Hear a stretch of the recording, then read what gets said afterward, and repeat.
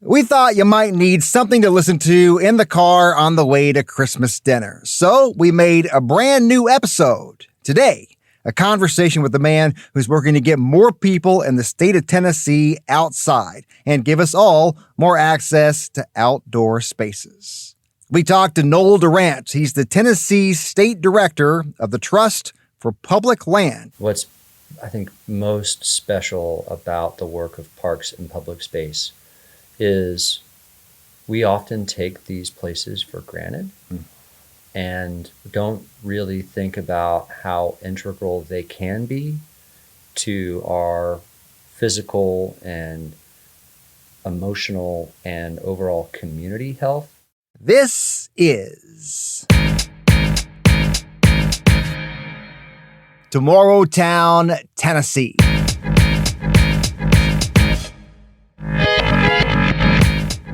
You have an interesting job. I think anyone who so many of us, right, like to get outside on the trails and, so much outdoor things to do in Chattanooga, Tennessee, from the river to, we have a river and mountains, not a lot of places have both, we have both. We're pretty fortunate here, but I'm certain the job is a lot more complex than anybody who doesn't do it realizes. Can you just explain kind of what the job is, what the day-to-day looks like for you? Yeah. So Trust for Public Land, we're a national conservation nonprofit. We've got 350 employees across the country, 30 field offices, and we are focused on connecting everyone to the outdoors through acquiring land, helping municipalities and local governments build parks and trails and schoolyards with school districts. So our day-to-day is pretty complicated because you have to figure out how you're going to navigate alongside a government entity whose their main focus, if you were to talk to just a regular local government employee, do they wake up every day and think about how I create parks?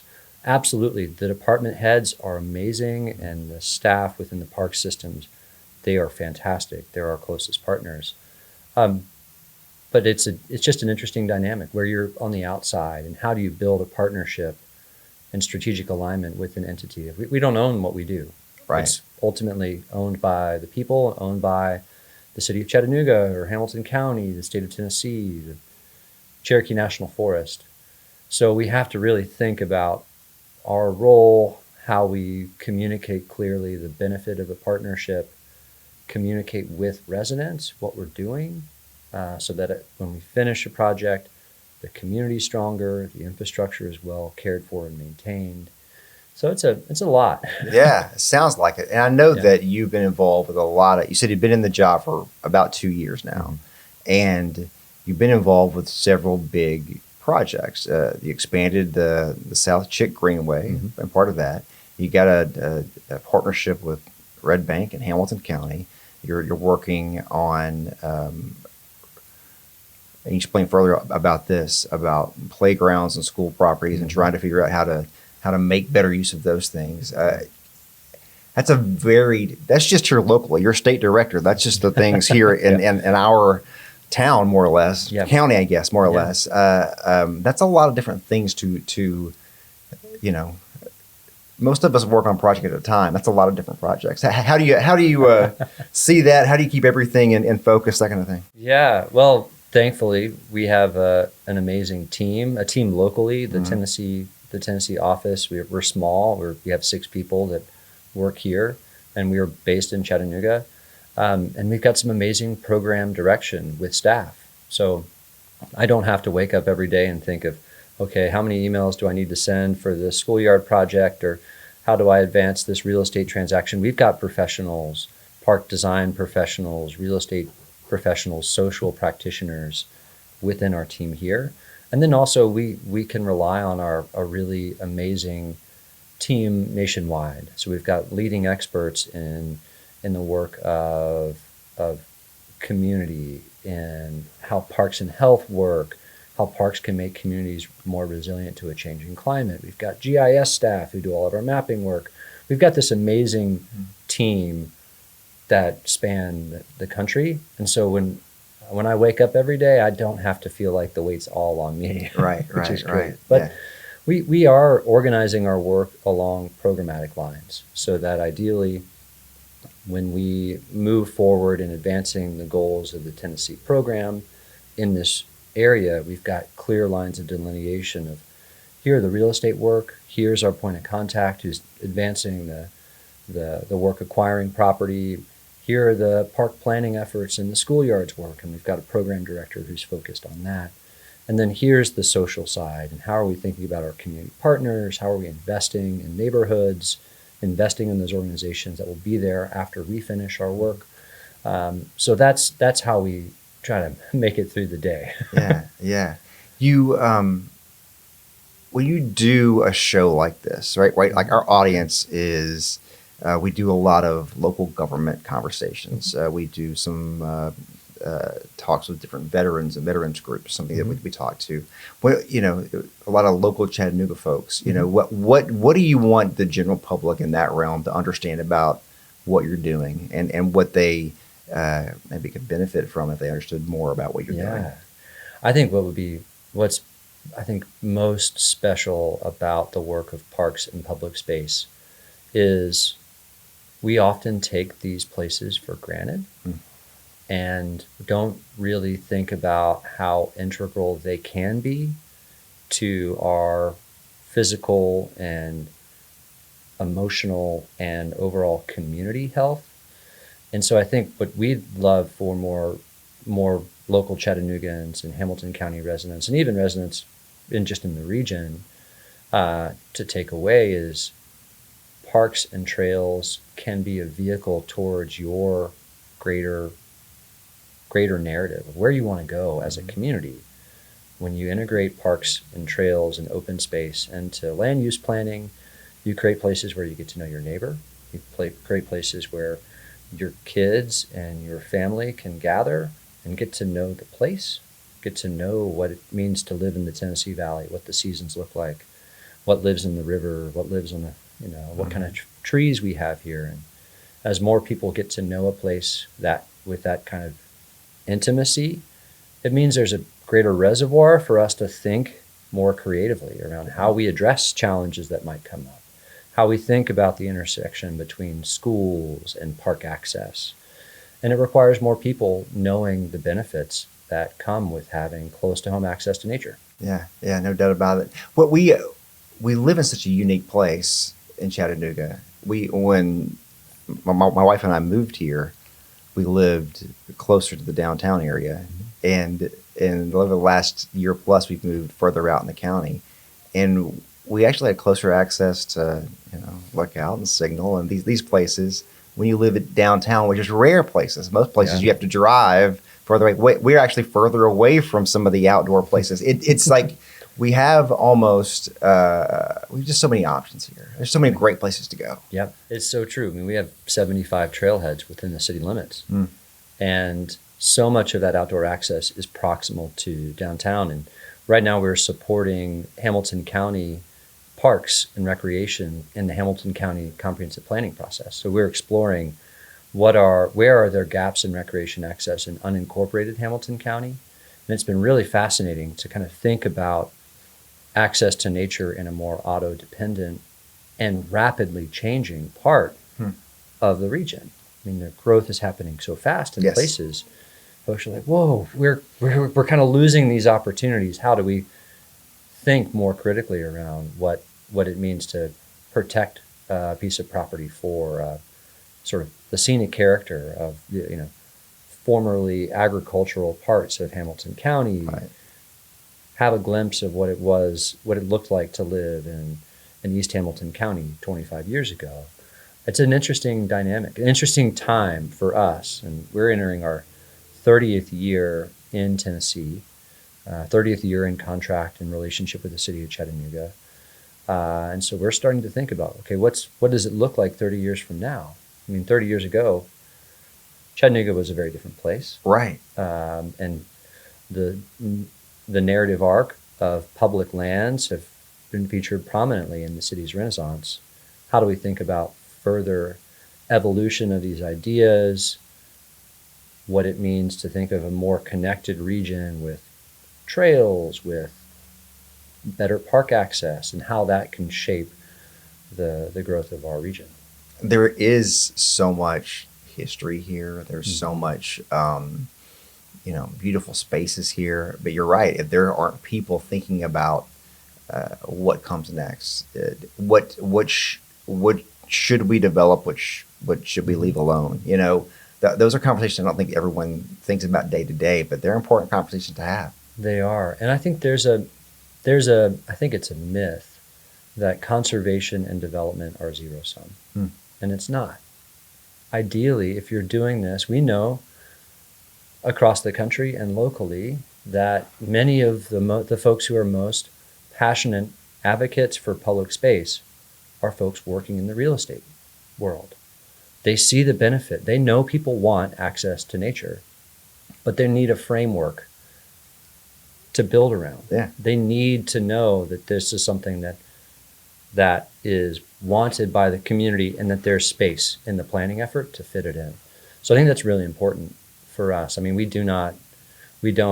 you won't hear a Trust for Public Land coming out in a planning commission meeting saying, we're against this. That's not how we operate. We work with willing landowners, willing municipal partnerships, and we think that when you incorporate public space into a comprehensive planning effort, into the growth of the community, everybody wins. Yeah, that's a great point. I'm glad you said that, because that's something I think, if you see someone building something, it doesn't necessarily mean that you lose the character and you lose the richness of that land, just because there's something new there necessarily. Yeah. Yeah, and some parts of the region, when you have such an economic magnet like the city of Chattanooga, some of these small rural towns have kind of faded away because everyone is heading into Chattanooga. So there's not an economic engine in these small communities. And if you look across the country at some of the rail projects like the Virginia Creeper or the Swamp Rabbit Trail in Greenville, South Carolina, there's an opportunity for a second life for some of these small rural communities where you can frame how that community grows again. Right. And how it flourishes again around public space, as well as around the affinity for the scenic character that surrounds that. So there's a chance for economic growth, there's a chance for resource protection, there's a chance for outdoor recreation to all work in concert. But it requires a lot of trust, a lot of shared learning, and it requires a lot of political momentum and will to tackle some of these things, because it's not a this is a great idea and next year it comes to be.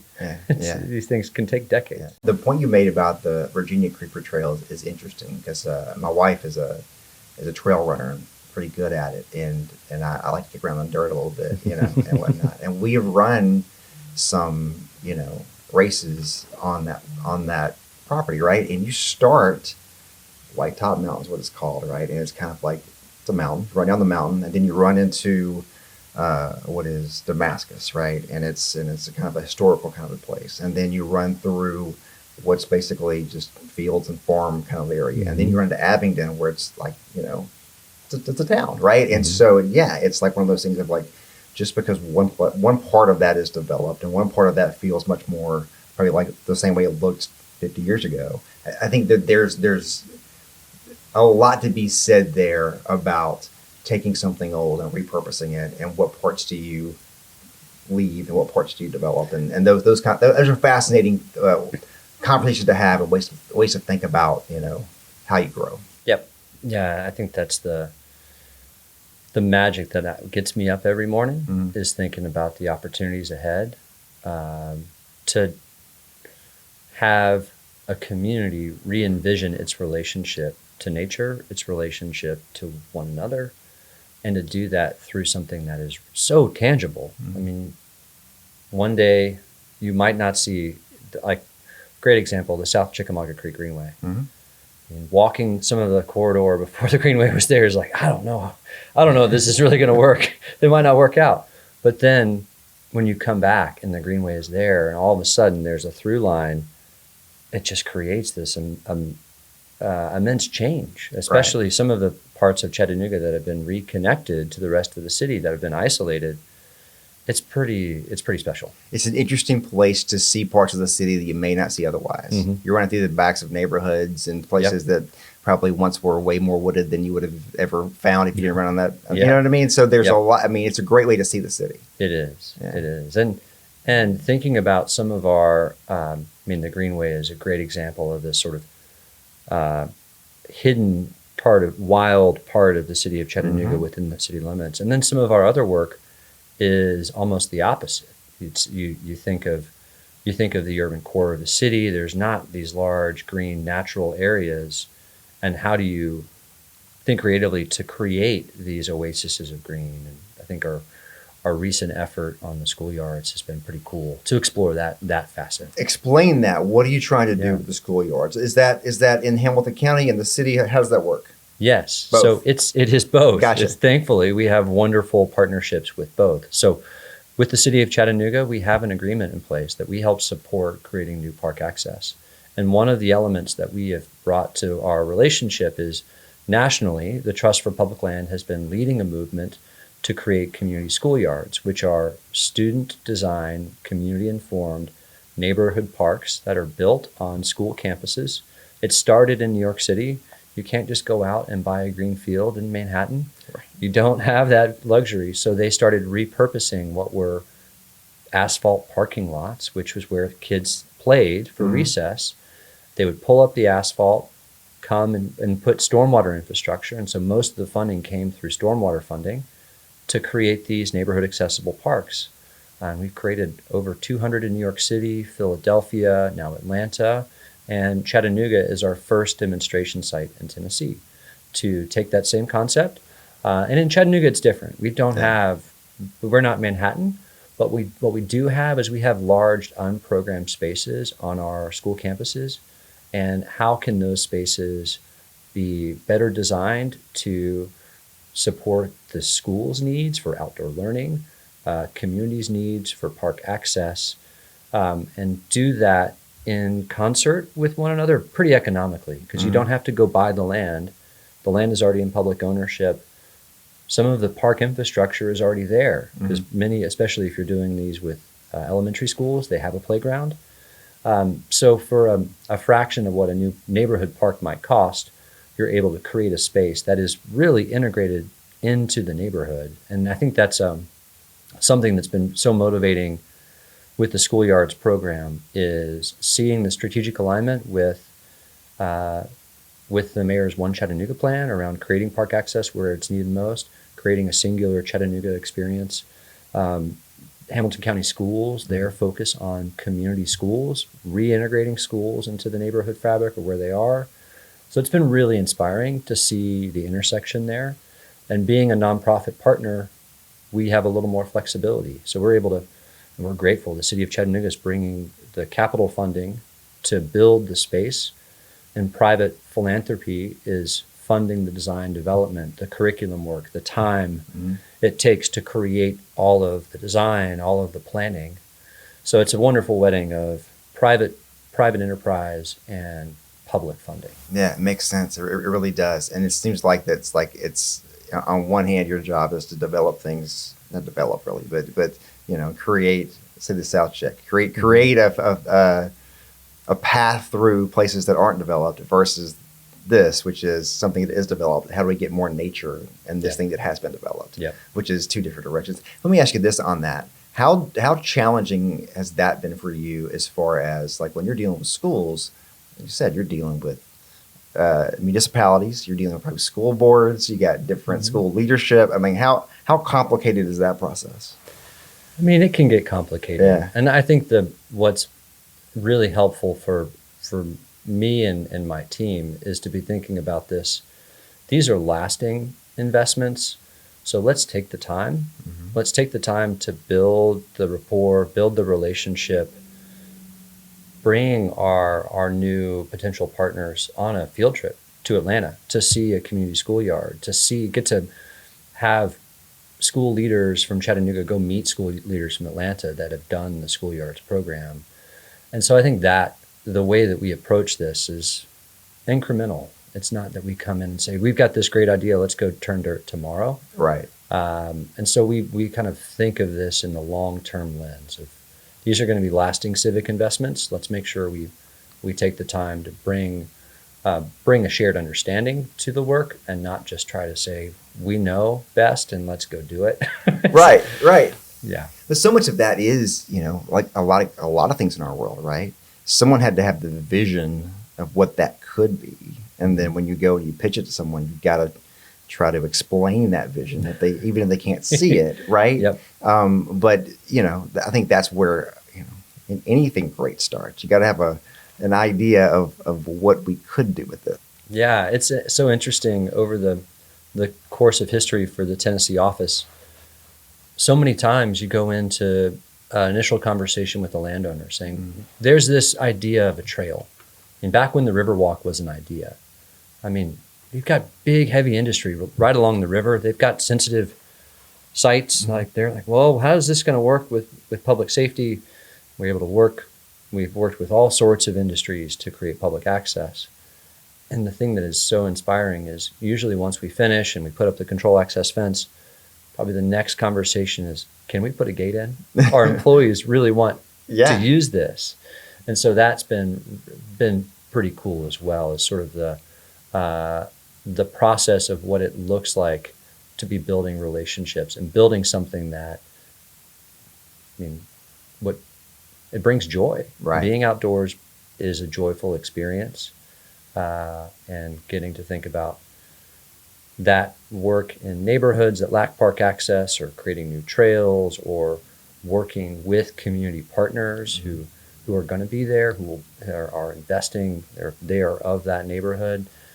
That really is pretty inspiring. Yeah. Before we started rolling, you mentioned the partnerships with like Red Bank and Hamilton County and the work. And clearly, any relationship you have is work. You got to show up. You got to be open minded.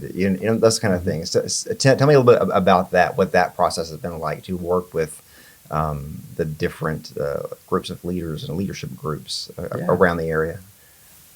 It's fascinating to work with different scale municipalities and local governments. I mean, we've had and also with new partners. So we've worked alongside the city of Chattanooga through 7 mayoral administrations, not myself personally, but the organization. So there's like this real strong institutional relationship that spans beyond individual staff people. Thinking about our relationship with the city of Red Bank, as Red Bank has really grown and as there's more pressure there, as they're thinking about, and there's a growing public interest in more park and trail assets within the city of Red Bank, it's been really wonderful to get to work alongside a city as it grows its capacity. I mean, they've hired their first parks professional. They have a capital planner on their team. They have a planning director. And these are all positions that have recently been brought in. So it's really cool to be in that space, working with folks who are learning alongside and sort of figuring out a path forward. And I think with Hamilton County, it's really exciting to be a part of a comprehensive planning process, to be thinking big picture and know that there's a lot of interest from county leadership, from county staff that are saying, hey, let's wake up and figure out what it's going to take to create regional trail connections, to think about if we need new parks, let's go figure out where we need to acquire the land now to make sure we're planning for a Hamilton County 30 years in the future. Yeah, well, Noel, it's interesting stuff. It really is. We could probably talk all day, but tell me, if someone's listening to this and they want to learn more, is there a good place they can go to learn more about what you do, about just outdoor spaces across the area, those kind of ideas? Where can people go? Yeah, our website, tpl.org. You can click where we work. There's a Tennessee landing page. It showcases all the work that we have here. And I also will make a plug for both Hamilton County Parks and Recreation, City Department of Parks and Outdoors, and City of Red Bank Parks. Those are great local resources if you live in Red Bank or in Chattanooga or in Hamilton County to explore. And we're grateful to be at this for 30 years and hopefully, if we keep doing our jobs well enough, for the next 30. Great stuff. Noel Durant, thanks for your time. I appreciate Thank you so much, Josh. Yeah. Thanks again to Noel Durant for joining us on the show today. And look for our final episode of the year coming up late next week. A fascinating history lesson from the Civil War on the very first in history and possibly the next Medal of Honor recipients. It's going to be a good one on Tomorrowtown, Tennessee. This podcast is a production of NewsChannel 9. Fox Chattanooga, and Sinclair Broadcast Group Chattanooga. We hope you join us again real soon. Oh, and Merry Christmas and Happy Holidays.